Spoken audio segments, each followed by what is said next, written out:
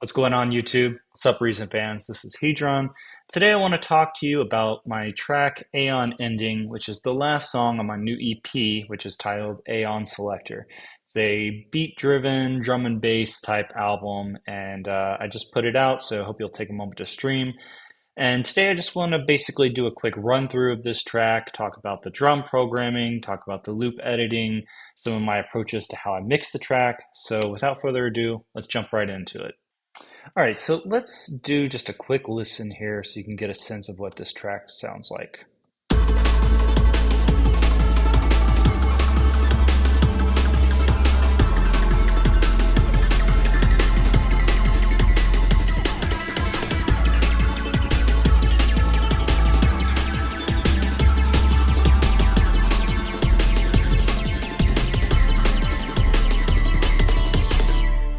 All right, so let's start talking about the drums. There's three layers to the drums. We've got this track, and this track. So what are these?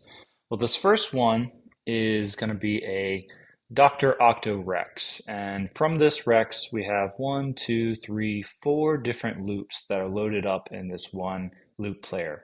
And what I did was I outputted each one of these loops to their own separate mix channel.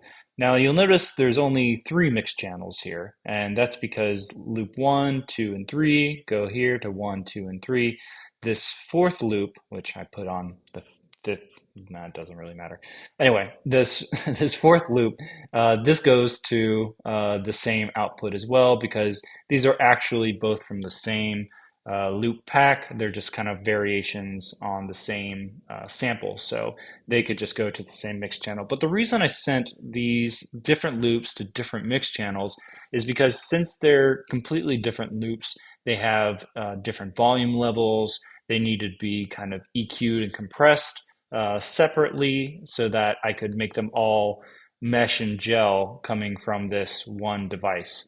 So basically, again, they're all going to their individual mix channels, and then those mix channels get sent to one central bus, which is where it kind of gets a little extra layer of compression so that, again, it's all kind of meshing as one. So how did I send these different loops to different mix channels? Well, the way I did it, first, I created the mix channels and then I set up the wiring. So you'll see here on the back, you have your main outputs, L and R. I'm bypassing that, and instead I'm using the slice outputs that we have. We have 1, 2, 3, 4, 5, 6, 7, and 8. I'm not using 7 and 8. So 1 and 2 are obviously going to loop 1, and then, etc. down the line. So that's how I set up the physical routing, but again, how do you actually then tell this loop to go out that output? So for example, with this loop one, you'll see down here, we have in the output section, you can see that it's set to one and two.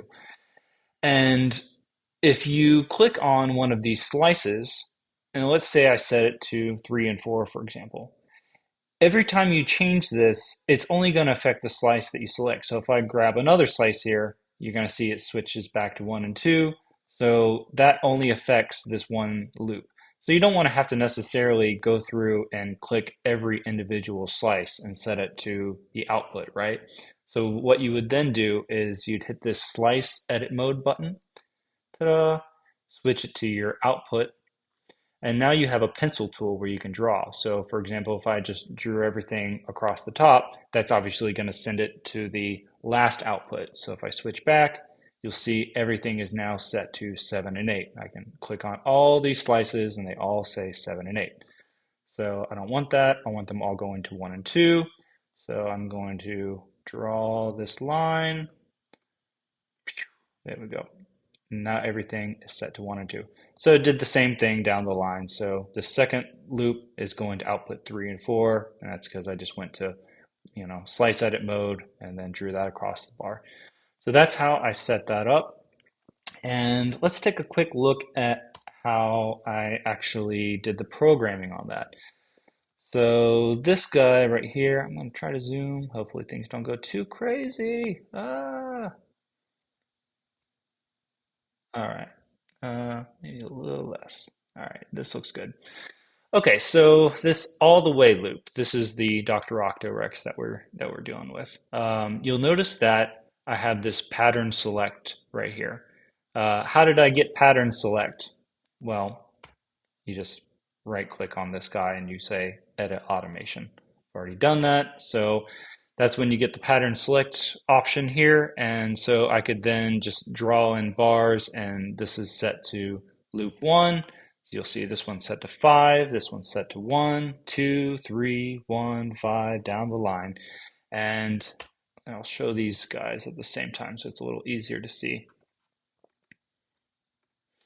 So basically, as it plays each one of these sections, you'll see that it's automatically switching. So it's on 5, now it's jumping back to 1, it'll go to 2, blah, blah, blah, blah. And then below that, you see I have this loop 1 transpose, and that's because I right-clicked the transpose option, I hit edit automation, and now I can draw in automations of the transpose, which is changing the pitch. So basically, you'll see here when it's playing, for example, loop 1, when it gets to this section, it's going to have a transpose automation. So either the pitch is going to go up or it's going to go down, depending on how I drew it. So let's have a little listen to that. So you'll see it starts with 1. Oh, on. Let's mute those 303s. 1 second. Okay, so let's hear how this loop sounds. So it's playing through pattern 1, and it's going to switch to 5, and then back to 1, and then you'll see the pitch transposition here.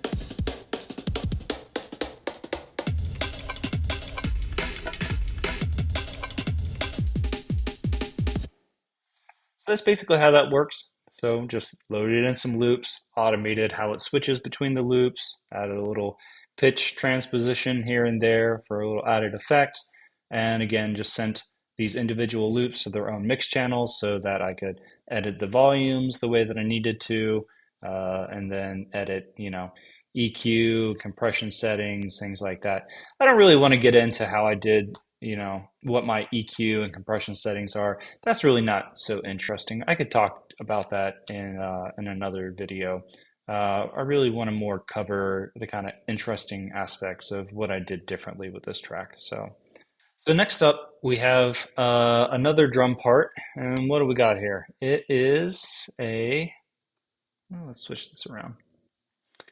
It is another Dr. Octo Rex. So what am I doing with this guy? Well, this is a whole lot simpler. Looks like I just got one loop here that I'm playing, but the way I edited this guy, let's find him here. There he is. All right, this one. And let me solo it as well. Make sure I don't have 303s playing. Okay, perfect.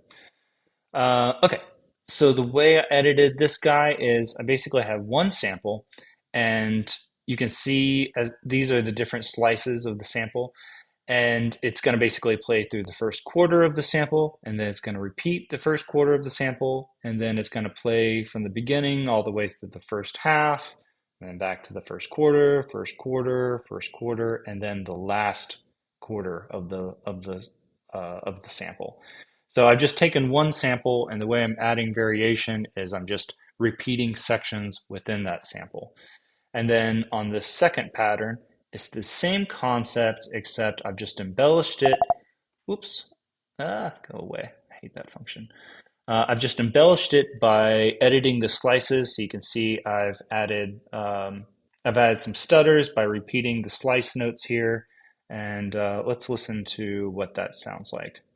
So we'll start with the first pattern.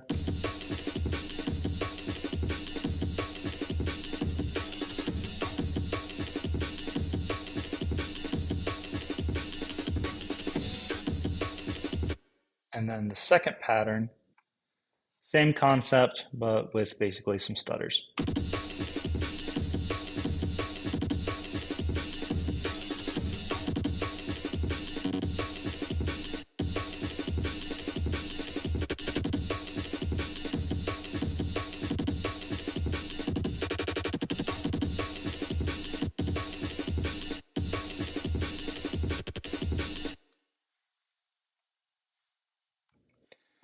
So the third drum part that I have here is a Kong, and I'm doing something kind of cool with this.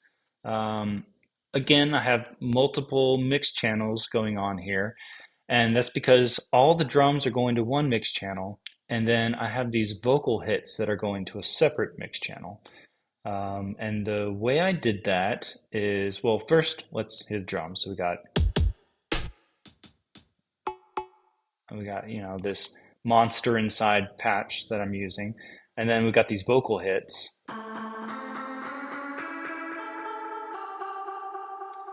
And so the way I was able to route them to separate tracks is again, so I created the mix channels and then flipping around to the back. So we got the drums, no, coming out of the main outputs is the vocal samples. So those are going to here. And then all the drums are coming out of channel 3 and 4. And on the Kong, the way you route that is, so let's say I select the vocal sample, for example. Vocal sample, for example, interesting. When you select your pad, down here at the bottom, you might have to hit this Show Drum and Effects button. You'll see you have drum output, and you can select different things. Right now, these are going to the bus effects. So bus effects in this instance is basically the same thing as your main outputs. So you can see all the vocals. This, down there isn't changing. But if I go to the drums, you can see the drums are showing as output 3 and 4. So that's all you do. Just hit your pad, go down to your output, select that, and then just make sure that you set up the corresponding wiring as well. Let's hear what we're doing with this drum part. I also kind of broke this. Here, let me shrink this down, make it a little more manageable to see.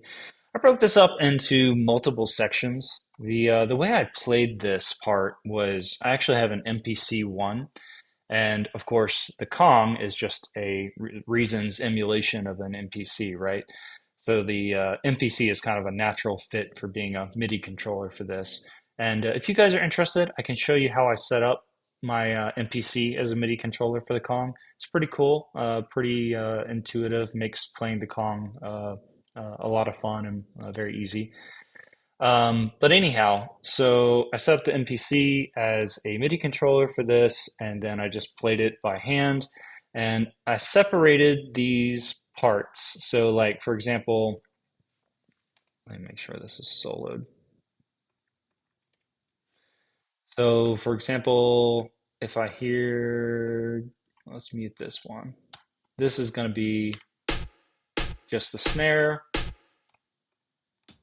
This is hi-hat.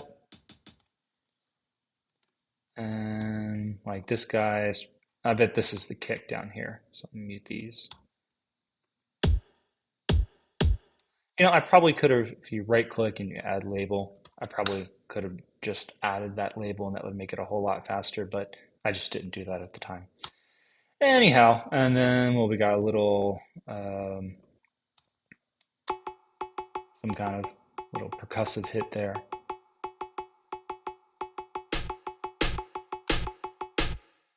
So that's that. And then we also have up here, this is the vocal parts. Let me add those so you can hear that.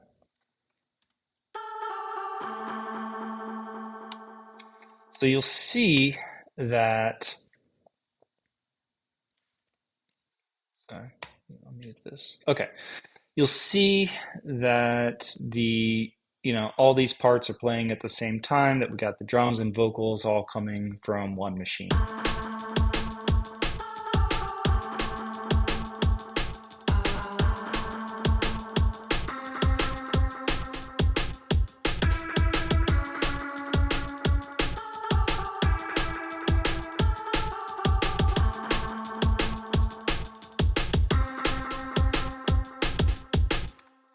Now, instead of doing this separate routing, I could have just created another Kong device and had them as two separate instruments, but I was trying to be efficient and do it all from one machine. So, depending on your computer and how much you need to save on processing power, that is an option. Or if you just, like fidgeting around with the wiring and routing, that is an option there. Um, okay, what else do we got? So that is the drums and the little vocal samples that I'm using. Let's skip the bass for now and let's take a look at this JP8000. So I have a Roland JP8000. It's a hardware synth, so not software. So I did record the MIDI notes. Super simple in this case. This is just one note. But that's because the patch I'm using here is like a sound effect. So this is what it sounds like. No, that's not what it sounds like. That's what the 303s sound like. Sorry, I have to solo it this way. Here's what they sound like.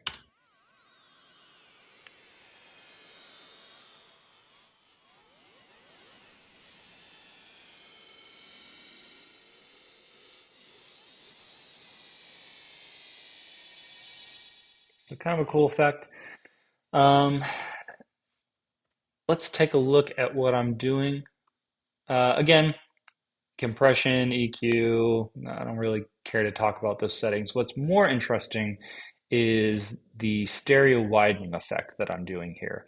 So I have an echo at the very end, and if I switch around to the back, so first off, this is a stereo instrument. So if I hit play, you can see we got a stereo sound going on. We got this panning happening.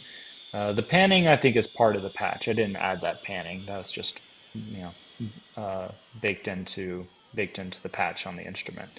But what I'm doing here with the echo, if you flip around to the back, you'll notice that it's stereo all the way down the chain until you get to the echo. And what's happening here is the left channel is going into the echo, but the right channel is bypassing the echo. So the echo is only being applied to the left channel. Why am I doing that? Because there's a stereo widening effect that you can do where if you delay the sound between the left and the right channel, you create this separation. And within a certain range, that separation gives the illusion of the sound becoming even wider. So you can see, for example, my wet dry knob is set to 100%, so I'm 100% affecting only the left channel. And then here on the time, you can see I'm using 119 milliseconds of delay. So I'll play around with this delay and you can kind of hear the effect. So let me rewind it. So if I take the time and I put it all the way to 0, you can hear everything kind of came together. And then as I delay the sound in the left channel, the more I add delay, the more I'm adding a separation. And there's kind of a limit to this, depending on the sounds that you're working with. Eventually, it goes from kind of being a wider stereo sound to just becoming completely disjoined. But you can kind of play around and find something that's interesting. When you're messing with, like, when you're widening like vocals or drums, there's kind of a limit to how much you can do this. But when you're dealing with effects like these sound effects that I'm doing, you can kind of go a little crazy with it, and has pretty interesting results.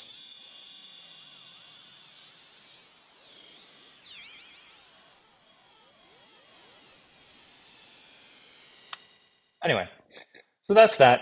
Let's take a look at what's next in the line, which we're going to jump over here to the Ultranova. So again, Ultranova is another one of my hardware synths that I have. I did create the MIDI track for it, but we are going to listen to the audio playback of this. Here we are. Let's solo this, and here's what this guy sounds like.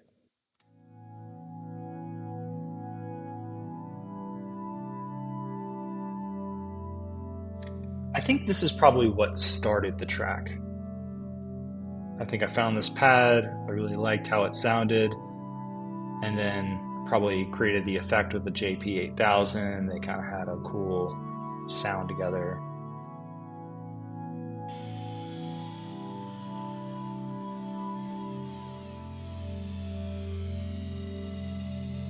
So that was kind of the starting point.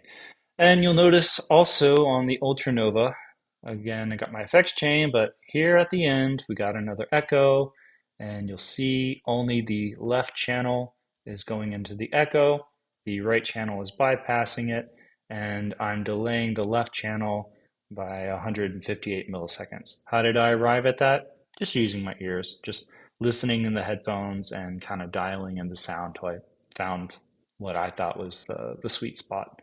So that's what I did there. What else? What else? What else? Okay, the string section. String section. With the strings, where are you? There you are. I am using this string work VST.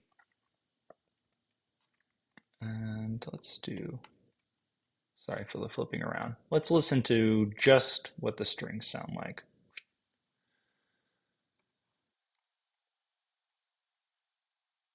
All right, so it's going to be this green guy right here.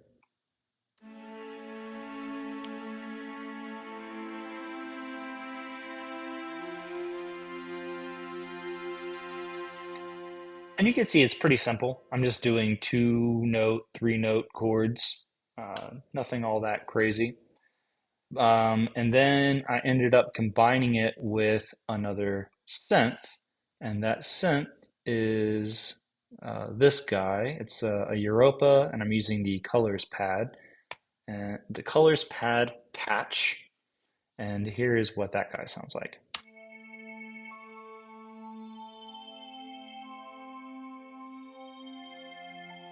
And you can see again, I'm just doing single notes. This is probably the fundamental root notes of what I was doing with the strings. Well, it looks like maybe later down the line I get a little more adventurous with the with the string chords. But here's what those two sound like together.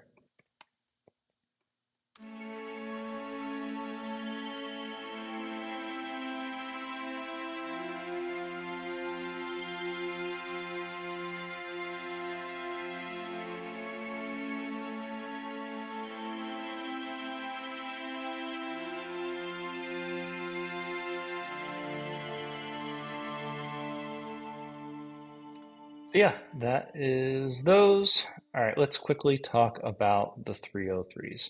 So you'll notice that I have three 303s, and originally I did not have three. Originally, when I was writing this track, I only had one because there's really just one instrument. But I duplicated it a couple of times. Well, first, let's hear what the 303 part sounds like. I guess I should do that before I yap too much about it.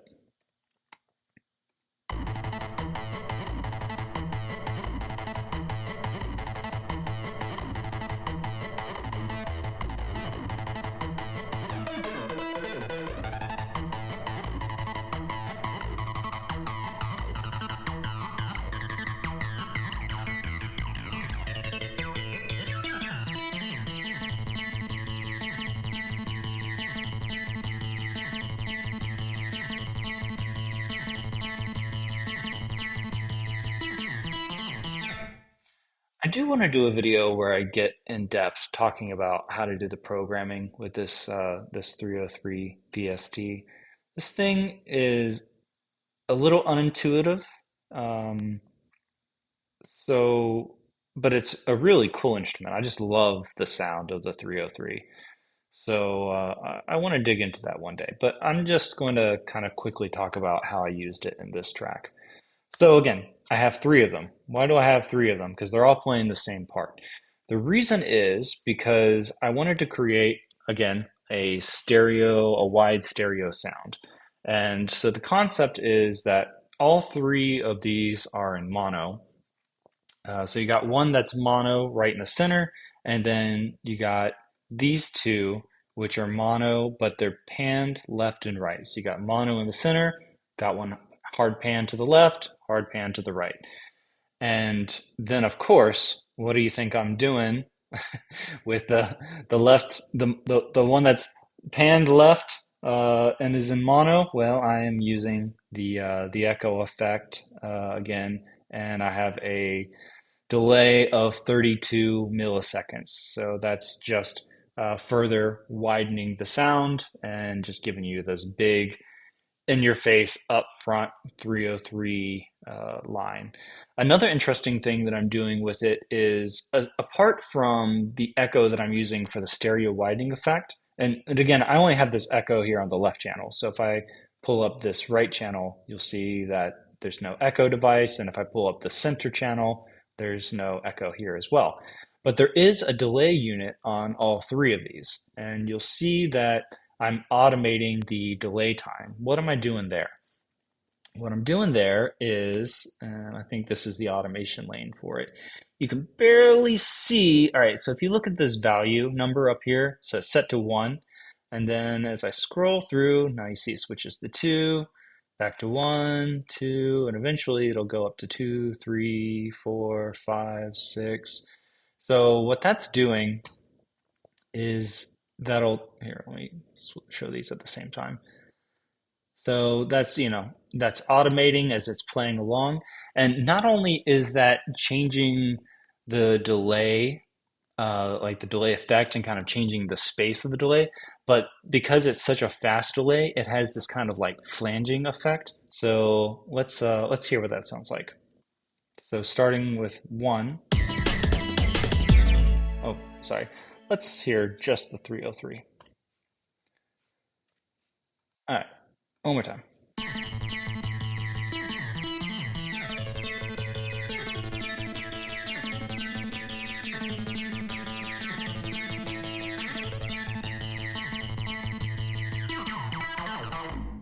So yeah, you can hear again, you can hear like the spacing of the delay change with each number.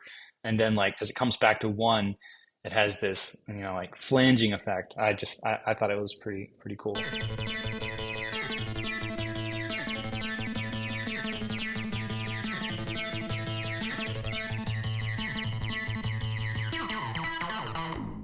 So that was just something I just kind of randomly stumbled upon and was playing with, and I like the way it sounds, so I went with that. Okay, last but not least, let's talk about the bass. All right, so why do I have three sub basses? It's the same reason I have three of the 303s. Originally, I did not have three of them, I just had one. But when I got to the mix engineering stage of the track, I created three because having that sub in the center is so important, but I was, comparing my mixes to other people's tracks and their bass, like the bass in their track was like wider than mine. And I'm like, how the hell are they doing that? And so I realized that they have a sub in the center, but they're also doing a sub on the left and the right. And they're doing that same, again, where's my sub? They're doing that same, echo effect. Where's this guy? Where are you? Did I do it on the right channel? All right, on this one, I guess I did it on the right channel. Well, no, nothing's perfect, and it worked. Anyhow, so yeah, I have it's the same bass line, just they're all mono. You got one that's in the center, and then you got two that are panned hard left and right. And then I'm using the delay on the right channel in this case to create like a separation that gives it an extra wide effect. But also importantly with the sub on these left and right channels, uh, I have I'm cutting out, I'm using a high pass filter in this case. And there's a couple of ways you can go about this. Sometimes people do what do they call it, like mid-side chaining or something. I don't know. I'm not a professional mix engineer. I just like to tinker around. So either way, what I basically did was I wanted the bass to appear on the left and right channels, but I didn't need all of the low sub and the mids. I just needed to be able to hear more of More of kind of the like the mids and the highs of the bass, and it's like so it's like all the sub all the real low frequencies of the sub are sitting in the center, but it has this really wide sound because you're still hearing like kind of like the mids and the highs happening in the left and right, hard pan channels. So let's hear what that sounds like. So let's solo the bass. Actually, let's start with, we're going to solo. So if we just had the center sub, this is what it would sound like. And we'll play it from this part.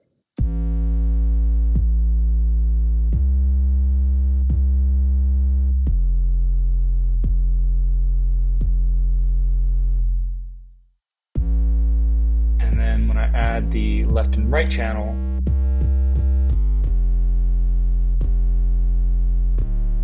and so you can see if I take away the center, it sounds pretty thin because again, you don't need the super low frequencies to be happening in the hard panned left and right channel. You just need to be able to hear the kind of like, I don't know, like the fundamental or just you need to hear that the bass is there, but the middle, the center is where all the heavy and low frequencies are happening. So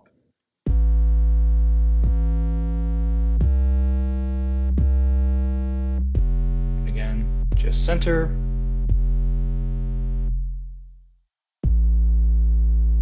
And then with the left and right.